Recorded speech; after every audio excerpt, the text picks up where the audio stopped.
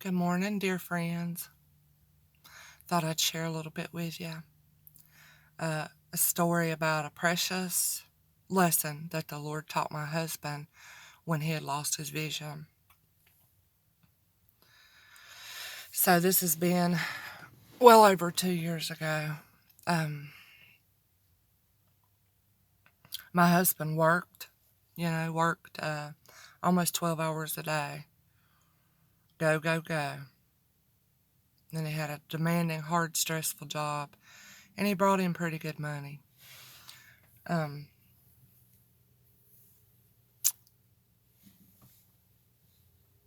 So when my husband, his vision was going, it was going, going, and finally one day it was gone. He still got about, I don't know, a little over 10% maybe. And, but when that happened, when my husband, he was in the hospital for days. He couldn't open his eyes. They hurt so bad and so much pain. He was so nauseous and his eyes were just so inflamed. And, the doctors had to come in and shine that flashlight in his eyes. I don't know how many times a day, and it like to have killed him to do that. But when he got out of the hospital and he come home, well, I could tell you many things about that time. But what I wanted to share about was it didn't take long before I had to go back to work, and I was cleaning houses at the time, and my health was going downhill. I was running out of steam. But anyways, I was gone most of the day. The kids were at school, and my husband did more than he was actually able to do. He'd try to wash dishes, and it wasn't long before we learned that, all right, if anybody uses a knife, put it at the back of the sink behind the faucet. If you put it down in the sink, we learned because he got cut a couple of times, but he would try and wash the dishes. He'd take care of the dogs, take them out and everything. We'd figured out, to do these Audible apps, or we were just trying so many different things. And then when I'd get home with all my dirty cleaning rags and my equipment and everything, he knew I was on my way home. He'd be standing out here ready to carry everything in. He just did whatever he could to do something, you know. But the days were long, when he was sitting here alone. And he said, the time passed so slowly. He was so used to the hustle and bustle of work and, what he had to do, that now all of a sudden he had nothing he could do. But those few little chores that he felt like didn't mean anything, they really helped me out a lot. And so he started to become depressed and very down. And I didn't know this was going on through the day for a while afterwards that he told me about it. And he said, I found myself spending a very long time laid across the bed in our bedroom, praying, talking with the Lord, crying out to the Lord, fussing with the Lord, not understanding why his vision had been taken. And trying his best to do the only thing he felt like he could do, which was pray for me and pray for others. And some time of doing this went by, and he heard from the Lord. And the Lord answered him. He answered his complaints. He heard it in his mind, and he was just like, what am I supposed to do here? I'm useless.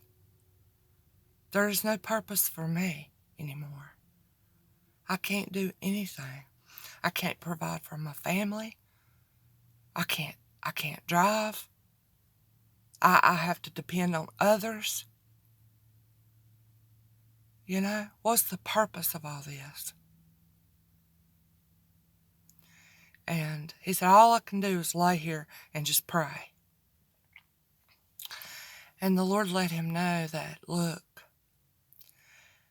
you weren't the one always providing for your family anyways. He said, it was me. I take care of your family. I provide for your family. Though I worked through you by you having a job and money came in that way, it was me. And just because you're taken out of the picture to where you think you're not able to do and provide and take care of your family, doesn't mean that I'm going to stop taking care of your family and providing. I can work through any way I choose. It can come through anything, what you need. It doesn't have to come through you. That made a big impression on my husband. He learned a lot from that. And also the Lord let him know that right now you are doing exactly what I want done. Laying across that bed, praying for others. Bringing others' burdens and needs and troubles and cares to the Lord for them.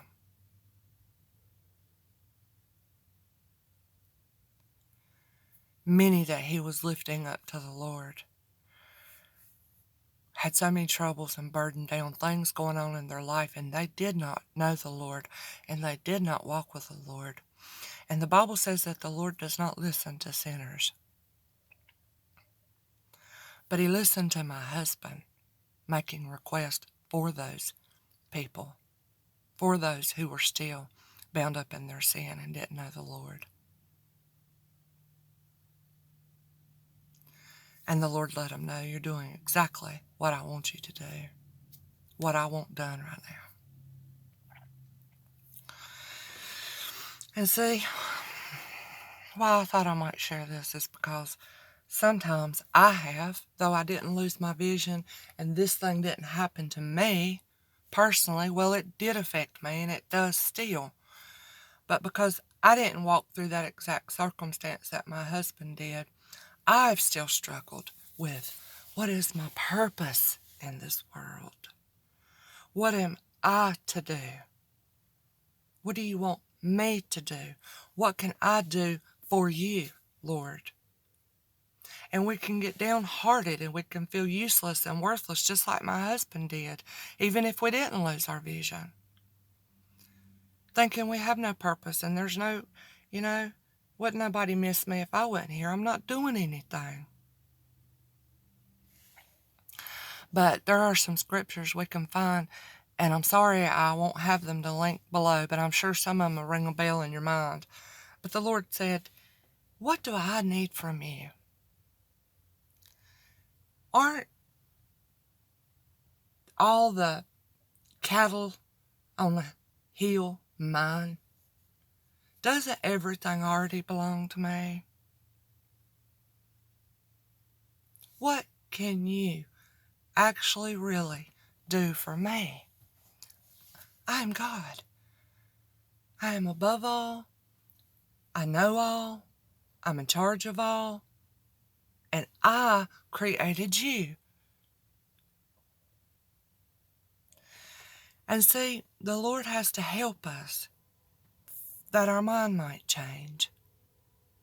And we start seeing things the way they should be seen, which is, Lord, what are you doing for me? What have you done for me?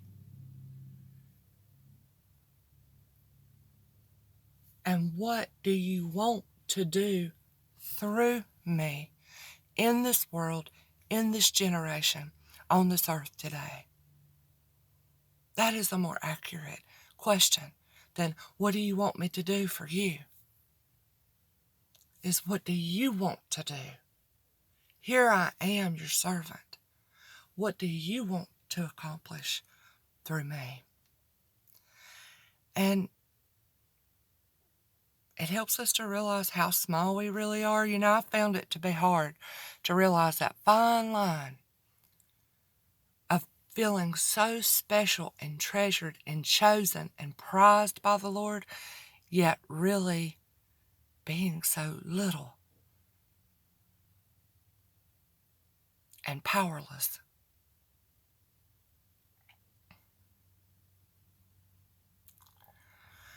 And so, you know,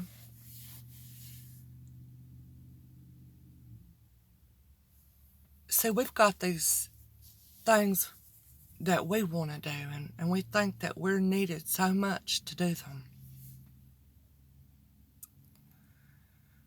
But it's a privilege and an honor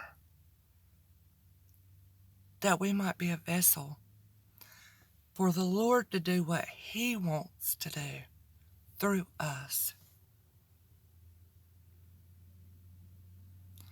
To be joined with Him in purpose, in mind, in heart, according to His will, His plan, all for His name's sake, for His glory.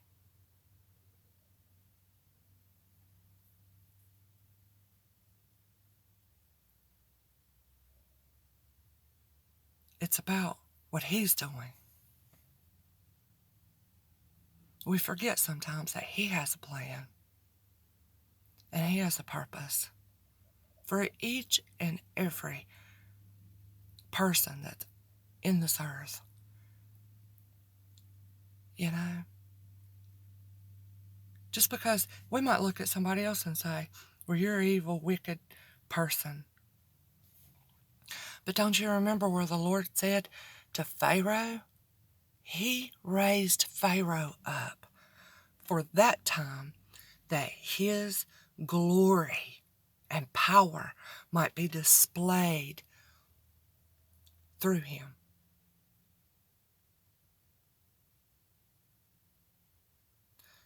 Let's say, the Bible even says that the wicked are created for the day of disaster. You see, the Lord has a purpose in everything. Everything. And all of His plan is not so much dependent on us. His will be accomplished. He said He sent us out His word and it will accomplish everything that it's to do.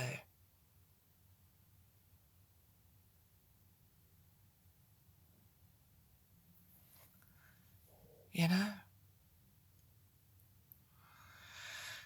So, maybe that just might help, somebody to, rather than, Lord, what am I to do? What am I to do? What am I to do? But Lord, what do you want to do? What are you doing, Lord? And that we just might believe that He is in control. Believe that He is who He says He is. Believe that He has the power, ability, and willingness to do everything that He promised to do. And it positions us to be receiving and learning from Him, all the time.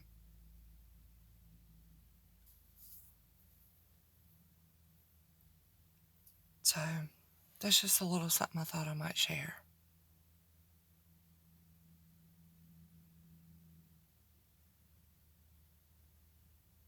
Yeah. We're to believe and trust, growing in faith, becoming less and less so sure of ourselves, and more sure of Him, and more steadfast and strong, believing in His promises. Our faith growing in His promises than our faith growing in ourselves and our own strength and what we can do and all this kind of stuff.